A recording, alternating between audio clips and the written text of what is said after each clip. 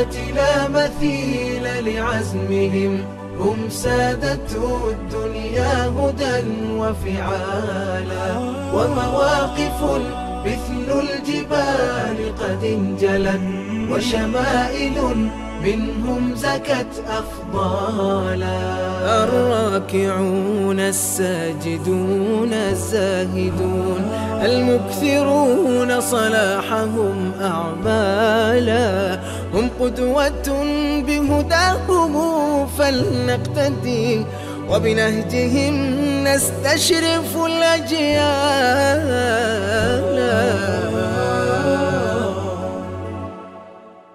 بسم الله الرحمن الرحيم. الحمد لله رب العالمين والصلاة والسلام على رسول الله وعلى آله وصحبه أجمعين وبعد. السلام عليكم ورحمة الله وبركاته.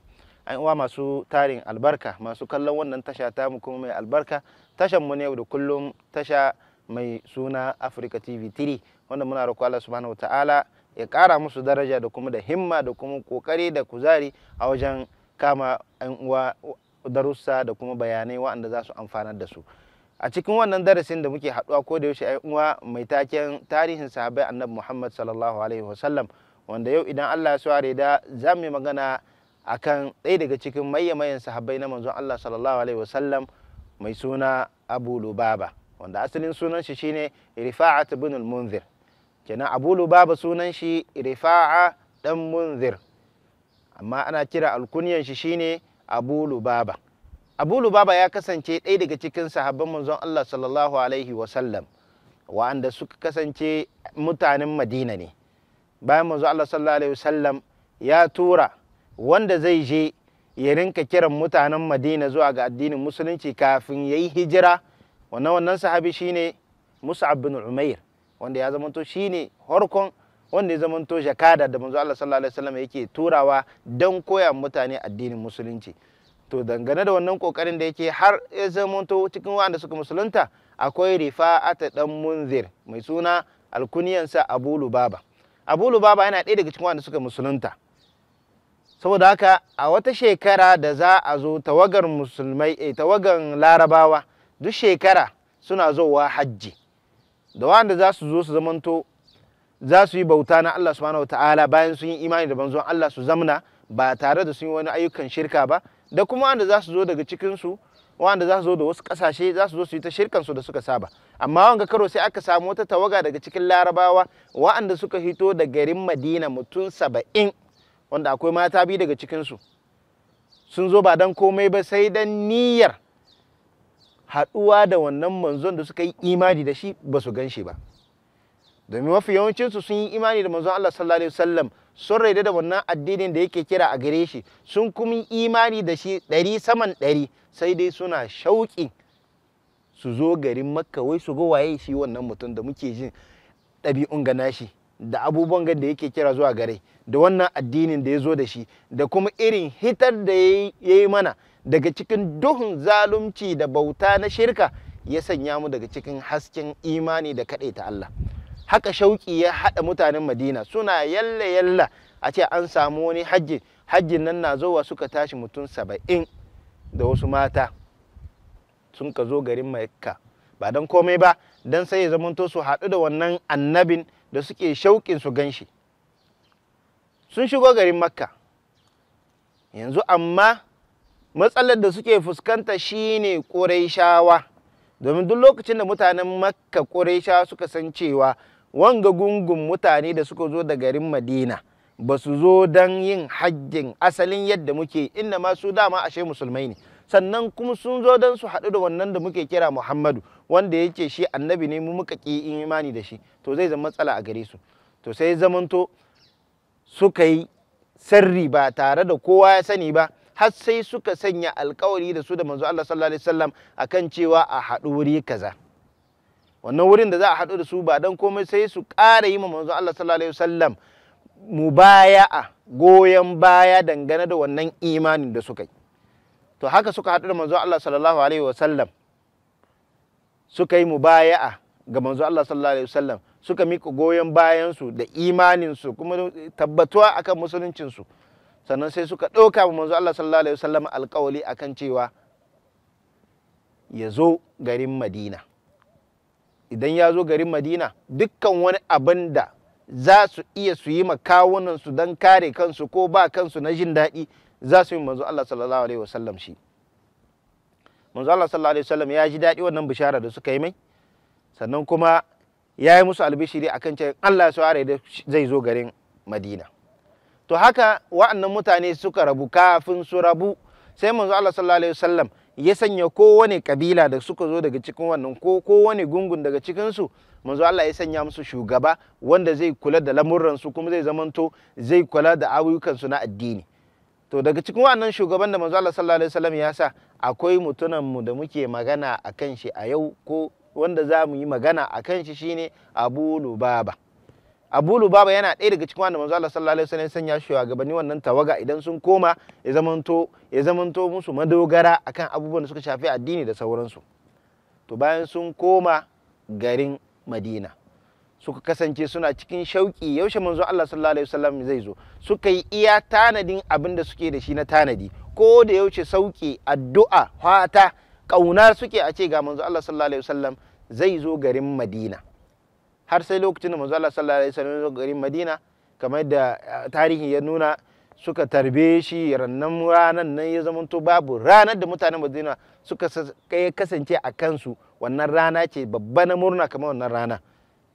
To bayan manzo Allah sallallahu alaihi wasallam ya zauna a garin Madina, komai ya tabbata, ya zamanto an gina masallaci, ayi komai, har ya zamanto ma an wajabta jihadi a wannan lokacin. Manzo Allah yanzu ya yi shiri zai je yakin Badar.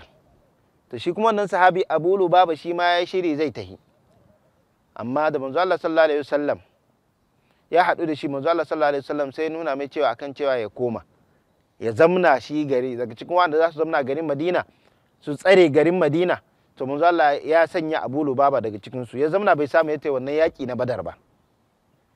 To haka aka yi har aka dawo, shi Abu Lubaba bai samu ya tahi ba. Haka aka yi har aka zo yakin Khandak, wanda wannan yakin Khandak da su Qurayshawa suka zo daga garin Makka, suka hada baki daga wasu daga cikin mayyan mushrikan da ke kusan garin Madina, suka zo su yi ma manzo Allah sallallahu alaihi wasallam da shi da sahabban shi a garin Madina ba tare da sun sani ba diran mikiya.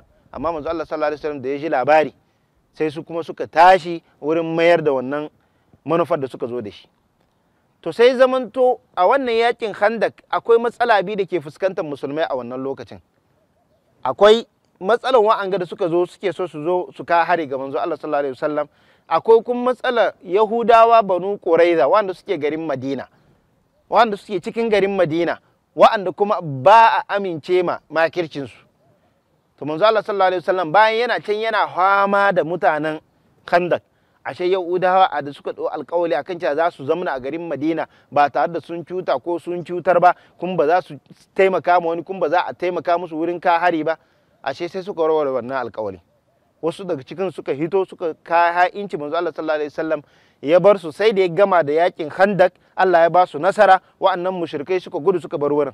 To sai zamanto wa'anga Banu Quraiza, manzo Allah sallallahu alaihi wasallam sai ya kai musu farmaki a wurin unguwar da suke. Manzo Allah sai ya sanya unguwar da suke gewaye wurin, ba mai hita ba mai shiga.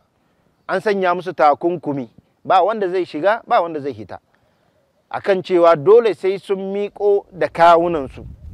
Manzo Allah ya sanya musu sharuɗan da dole sai sun rede da wannan sharuɗan sannan za a buɗe musu wannan takunkumi. Su kuma suka kiya. Manzo Allah ya yanka hukunci akan cewa to wa'annan da suka hito daga cikin su suka yi yaƙin, suka ɗau makamai wurin yaƙan musulmai, wurin ha'inta su, wurin yi musu ha'inci. Manzo Allah ya ce to wa'annan kawai a kashe su, mazan nan da suka zo suka ɗauki makamai. To manzo Allah haka yayi ta fama da su, sai suka nuna cewa to manzo Allah muna so ka sanya wani daga cikin sahabbanka wanda muka fi daidai da su, ya zo za mu shawarce shi dangane da me, dangane da abin da za mu yanke hukunci, shi zai gaya ma. Sai suka ce wa kuke so? Manzo Allah tambaye, suka ce muna so Abu Lubaba ta yazo. Abu Lubaba mai suna Rifa'at bin al-Munzir yazo, shi za mu shawarta dangane da wannan takunkumin da aka sa mana. Abu Lubaba ta yazo, tun da ya je da mata da yara da tsohi suka zo suka kama shi, suna ita kuka, suna nuna kaza in su tunda ya zamanto kafin musulunci ya zamanto akwai jituwa tsakanin shi da Yahudawa, to dan shi suka fi raida da shi da ya zo shi kuma da ya ga wannan yanayin da suke ciki na tausayawa da kuka da sauransu, sai nuna musu cewa ai manzon Allah ya ɗau alƙawalin cewa zai kashe mazajen naku. Bai haɗa musu da baki amma ya musu ishara nuni da hannunsa yadda riwaya ta zo akan cewa ya musu haka, manzon Allah ya ɗau alƙawalin mazajen nan naku za a gama da su waɗanda suka yi ha'incin nan. To Abu Lubaba daga lokacin da ya yi haka yake sai na ji wani abu raina, na ga cewa wallahi na ha'inci manzon Allah sallallahu alaihi wasallam. Ta ya zai raida da ni dan na zo an ga so shawarce ni, amma na hito ɗaya daga cikin sirrin manzon Allah na je na faɗa musu cewa ai ga niyyar da manzon Allah yake da shi a kanku. Yake na shiga wani irin damuwa, yake ina hitowa daga wurin ban ma je gida ba, yake mubasharatan in ji malam Balarabe, yake nan take kawai sai na je masallacin manzon Allah sallallahu alaihi wasallam, ya samu wani gimshiki ya ɗarma kanshi a wurin, yake wallahi ba zai banye kanshi ba zai buɗe kanshi sai manzon Allah ya zo ya buɗe shi ko Allah ya sabkar da ayoyi wa'anda za a gane tuban da yi, domin ya tuba ya yi nadama bai san inda zai sa kanshi ba, yana kuka. Ɗansa ya zamanto duk lokacin da lokacin sallah ya zo ɗan shi zai zo ya buɗe shi ya yi sallah, idan ya ƙare ɗan shi kuma ya koma ya ɗarme shi, nan ake kawo mishi abinci, ya zamana kwanuka da kwanaki a wannan wurin. Manzo Allah sallallahu alaihi wasallam da ya ji labari ranar farko cewa ai Abu Lubaba ya ji ya ɗarma kanshi, ya ce ba zai buɗe kanshi ba sai wahayi ya zo ko sai manzo Allah ya zo ya buɗe shi da kanshi ba. Saboda haka manzo Allah da ya ji haka, da manzo Allah ana yi mai wahayi, Allah subhanahu wataala yana yi mai wahayi akan cewa abinda Abu Lubaba yayi tare da wancan Yahuda, ya gaya musu cewa ai mazan ga hukuncin da manzo Allah sallallahu alaihi wasallam ya ɗauka akan su. Manzo Allah sai ya ce ai bai yi haka ba, da a ce ya zo nan take a nan wuri na da mun samu mishi mafita, amma tun da ya wajabta a kan shi cewa ba zai buɗe kan shi ba sai aya ta sabko ko ni na zo na banye shi, to saboda haka ba matsala ya zamna a haka. To haka Abu Lubaba ta ya zamna, ya zamanto yana cikin wani irin kunci na rayuwa. Ka yadda sahabbai saba ma manzon Allah sallallahu alaihi wasallam akan lamari guda ɗaya tilo, yadda hankalinsu ke tashi, ba sa barci, ba sa kwanciyar hankali, duk komai na duniya ba zai musu daɗi ba, don sun san matsayin wannan mutum da suka saba mishi umarni. To ina da gani da kai da ke da masu kallo, yadda muke saba ma Allah a ini so nawa, da umarnin manzo Allah sallallahu alaihi wasallam ga ini so nawa. Saboda haka wannan ya zama mana wa'azi da izina da wurin koyi da wannan sahabbai na manzo Allah sallallahu alaihi wasallam. Haka Abu Lubaba ya ɗayar mai kanshi a wannan wurin, yake ba zai buɗe kanshi ba har sai aya ya sabko, sai da aya Allah subhanahu wataala ya sabko da aya wa akharina tarafu bi dhunubihim khalatu amalan salihan wa akhara sayyi'a. Da Allah subhanahu wataala ya sabko da aya akan wanke wannan Abu Lubaba da kuma karban tuban da yayi, da sahabbai suka ji haka suka yi murna. Wani ya gudu ya je wurin Abu Lubaba, ce Abu Lubaba albishirinka, buɗe giyan na albishirinka, me ya faru? Ai aya ta sabko, Allah subhanahu wataala ya karbi tubanka kuma ya yi maka afwa, zo mu je wurin manzo Allah. Yake kai malam dakata, ni fa alƙawari na ɗauka ba wanda zai buɗe ni anan sai manzon Allah. Haka manzo Allah sallallahu alaihi wasallam ya zo ya buɗe wannan sahabi nashi Abu Lubaba. Wannan shine kaɗan daga cikin rayuwar wannan sahabi mai falala, mai girma, mai daraja, wanda muna roƙo Allah subhanahu wataala ya ba mu ƙarfin ikon yin koyi yadda suke manzo Allah sallallahu alaihi wasallam kaman su. Muna roƙo Allah subhanahu wataala abubuwan da muke faɗa a cikin wannan darussa da sauransu ya ba mu iko yin aiki da su, kuma ya ba mu iko yin koyi da waɗannan mutanen da muke jin tarihin su, sahabban manzon Allah sallallahu alaihi wasallam. Kurakuran da muke yi ko da yaushe a cikin waɗannan darussa da kuma zamantakewar mu da sauransu, da mu da ku masu kallon mu masu albarka, muna roƙo Allah subhanahu wataala ya gafarta mana zanubanmu da mu da ku baki ɗaya. Anan zamu dakata har zuwa wani darasi na gaba, inda zamu ka bayani dangane da ɗaya daga cikin sahabban manzon Allah sallallahu alaihi wasallam. سبحانك اللهم وبحمدك أشهد أن لا إله إلا أنت أستغفرك وأتوب إليك والسلام عليكم ورحمة الله وبركاته. جيل الصحابة لا مثيل لعزمهم، هم سادته الدنيا هدى وفعالا، ومواقف مثل الجبال قد انجلت، وشمائل منهم زكت أفضالا. الراكعون الساجدون الزاهدون المكثرون صلاحهم أعمالا، هم قدوة بهداهم فلنقتدي وبنهجهم نستشرف الأجيال.